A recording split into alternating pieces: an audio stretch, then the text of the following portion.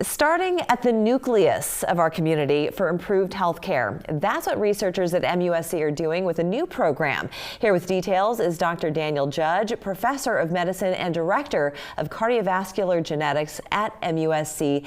Thank you so much for joining us. Thanks for having me. Such a fascinating project that you've got on your hands here. What is it called? It's In Our DNA, South Carolina. It's a community healthcare project that we started recently, and we're hoping to use DNA to improve healthcare. This is the first of its kind, and you call this a genomics initiative, essentially? Yes, it is. It's the first in South Carolina, although other places around the country have done projects like this, so we're not brand new in that sense, but certainly new for this area. And that's interesting. Maybe you can tell us a little bit about what you've learned in some of maybe the other attempts at learning more about our genetics as a way to improve healthcare down the road.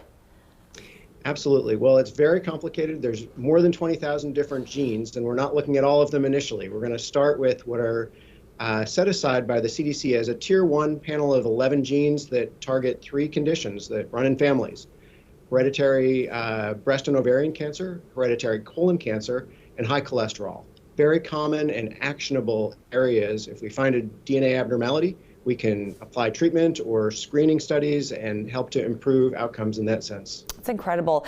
What do you think a patient who, say, has this running through their family as, you know, something potential that could manifest within themselves, and they're told, well, listen, you do carry the gene, this is what your treatment's going to be. Is that a moment of fear, or is that a moment of relief for the patient to know that they could very well be set on the path to better health?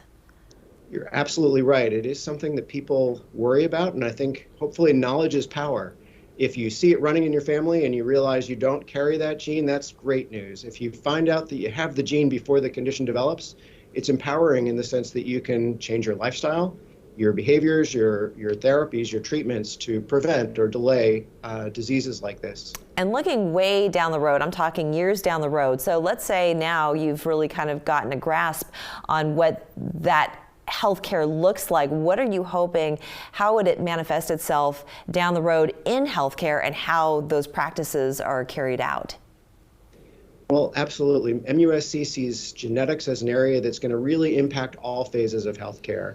In the project that we're doing, we will expand beyond the few genes that I talked about to things like pharmacogenomics, meaning how do you individually process a medicine that another person might metabolize very differently, and to be able to incorporate that into your medical practice at just the ease of your electronic medical record. Additionally, there's other genes and other research that we hope to apply to this population of participants who are willing to share a DNA sample and some of their health history to understand conditions better. So right now you do need some South Carolinians to participate. How many are you looking to recruit? Yes, we hope to have 100,000 people over the next 4 years, which is an enormous number, but we're in a pilot phase right now. We'll be announcing something in the spring about an opening outside of our immediate pilot sites, which are just 10 of the MUSC healthcare network sites around the state.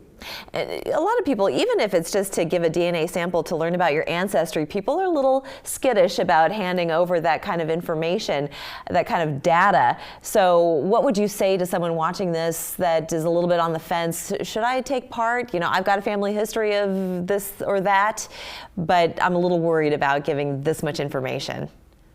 We're absolutely aware and concerned about that health safety risk and the information, and so this information is certainly kept private and confidential. It's in your medical record, so it's available to your healthcare providers, and that's required as part of our study. But we will de-identify anything that's done for a researcher, for instance at MUSC, who may be trying to identify a genetic cause for certain conditions. Your name, your address, your details aren't included as part of that. God, it's amazing. Figuring out treatment with the use of our DNA information, just incredible, Dr. Judge. I want to thank you so much for sharing with us. Thanks very much for having me. We're back after this.